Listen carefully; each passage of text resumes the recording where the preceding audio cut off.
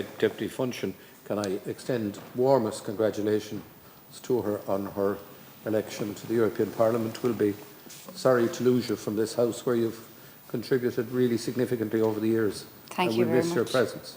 Thanks very much, Carla. I really appreciate that. And I will actually, it's fantastic and great to have the opportunity, but I will have to say I will miss particularly working alongside my colleagues in the Children's Committee and yourself, Minister. Even though we haven't always agreed, I think we've always worked really constructively. So just in relation to this bill, I want to just come in to support the amendment by Deputy Sherlock. And I agree, I have to say I've always used childminders, and think I've probably spoken about that. My youngest child is actually 13 today, so I'm getting out of that part of my life as such. But childminders are so vital, and there's so many roles and jobs where, you know, they're not 9 to 5, so you really are dependent on childminders.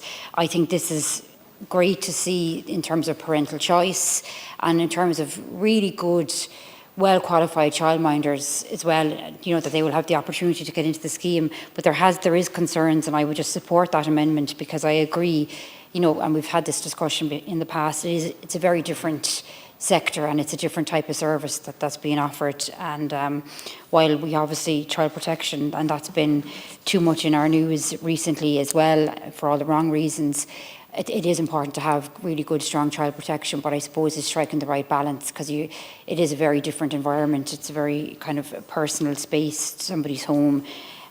So I just wanted to support the amendment, and just, I suppose, as I wasn't here for the second stage last week, but just to say, and I hope it will be the case, that there will be ongoing consultation with that sector in actual meetings. I know sometimes consultation documents get sent out and people can fill them in, but I think there's nothing like sitting down face to face with a group or a sector or a stakeholder group that represents that sector to hear the concerns, because as with anything that's new, there could be potential teething problems, and that would be the best place to kind of iron all of that out. But I do want to support that amendment, and hopefully you might actually accept that amendment, Minister, or as Deputy Sherlock has said, that you might look at that sector or look at that section of it. Thanks, Count Corlin. Thanks to the deputies for their contribution. And look, Deputy Sherlock, I'm not able to accept this particular amendment, but I hope in what I'm about to say now, I'll explain why, because I think the impact of what you're proposing here, and perhaps where you've located the amendment, is maybe wider than you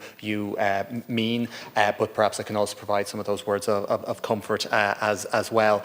So, as we recall from last week, the purpose of this bill is twofold.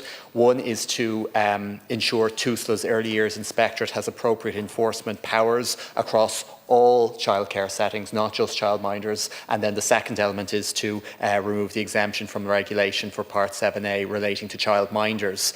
And the proposed amendment that we're talking about here covers all childcare settings. And the section deals with putting TUSLA's enforcement pathway into a legislative footing. It aims to deal with some of the existing limitations of the regulatory and enforcement powers that the Early Years Inspectorate has right now. And I think at second stage there was broad support for strengthening the Early Years Inspectorate's power, particularly in those very rare but sometimes really serious cases where we need to be able to empower the Early Years Inspectorate to act more quickly. So just in terms of the Deputy's amendment, I suppose first of all, the reference to risk of harm in the amendment I'm bringing forward is preceded by a reference to significant concern, and it is the persistent nature of the risk, and it can't be read in isolation. So these elements must be present before there's an issuing of an improvement notice. So it's not just a risk, but a risk of significant concern. And specifically, an improvement notice can only be given where there's an issue of significant concern that is of such nature that if it persists, it will or is likely to pose a risk of harm to a child attending the service. An issue that is not of significant concern, which is not likely to persist, could not give rise to an improvement notice. So that's in terms of the standard that we're setting. Secondly, the level of risk in the private home, in our view, is not an appropriate standard for assessing risk for very different contexts.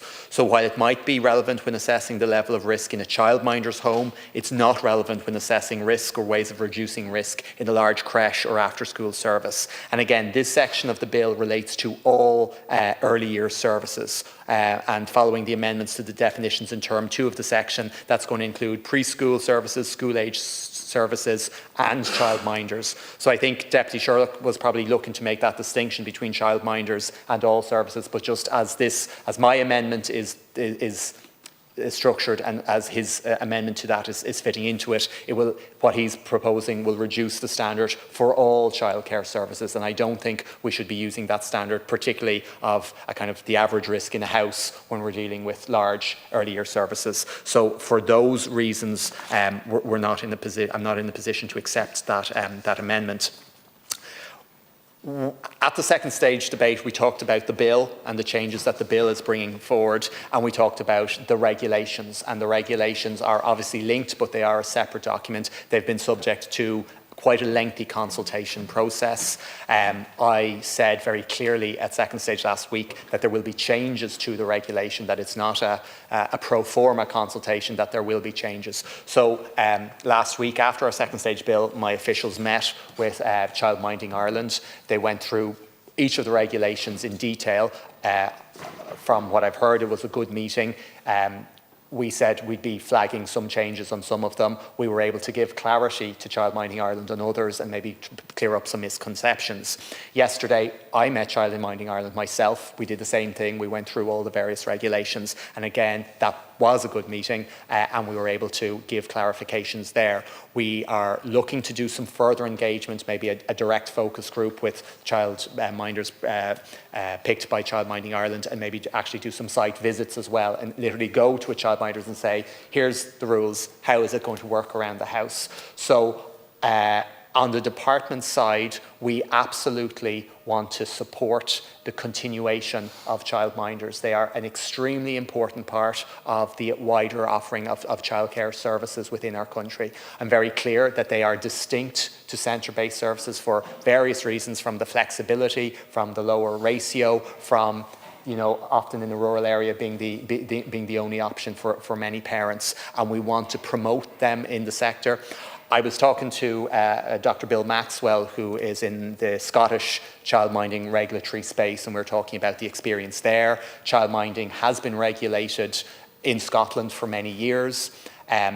Recently, they've started to see an exodus of childminders from Scotland, not linked to because I asked that question, is that linked to the introduction of regulation? He said no, the regulation, they've been regulated for a long time. He pointed to the fact that in Scotland, the state has put a lot of money into centre-based childcare, but it hasn't been able to put it into childminding. We're doing the same here. We're making childcare, centre-based childcare, a lot more affordable for parents. The changes we're making here is designed to do the same, to allow childminders be able to avail of the NCS as well. Because I think it is important that those parents should be able to benefit from the affordability measures as well. There is a lot of fear out there. I think the impact of these regulations has been misconstrued and exaggerated in many circumstances, and that's why we're doing this very intensive engagement with Childminding Ireland. And I recognise Childminding Ireland, it's a great organisation. It can't speak for every childminder, but we are doing our best to engage and provide clear information, and both in terms of clarification where there's misinformation, but we'll also be making changes as well to enable us to maintain the flexibility, maintain the difference between childminding and centre-based childcare, and do what I think all deputies who contributed at second stage have agreed to do. Now, most of the output of that will be seen in the regulations. It won't be seen in changes to this particular bill. I know Deputy Fitzmaurice has raised a particular issue in terms of the number of children that a childminder can look at. We did discuss that yesterday. We've a little bit more work to do in terms of that, so I'm not going to have an answer for you on that point today, Deputy, but I've committed to continue to engage with you on that point. So look, I hope, Deputy Sherlock, that has in some way addressed some of the issues that you flagged there. And last Count Corley, if you will just indulge me for one moment more. At the Joint Oireachtas Committee yesterday, I paid tribute to the Chairperson, Deputy Funchion, so I'm delighted to be able to do it in person today and just thank her for her work as Cathaoirleach. What I said yesterday was your focus has always been on the policy outcomes. You have never let party politics get in the way of delivering good legislative processes, good good reports from that committee. I think it's widely regarded across the committee. Your leadership has been extremely fair, it's been extremely open. I know certainly some of the PLS processes you did were challenging. You did amazing work in terms of facilitating survivors and former residents of mother and baby homes to be able to give their input, particularly into the bill dealing with TUM. Look, I just say it'd be a great loss to this House, but I've no doubt you will continue your really cooperative and hard work in the European Parliament and will be a great representative for Ireland South. Thank you, Les Kimberley.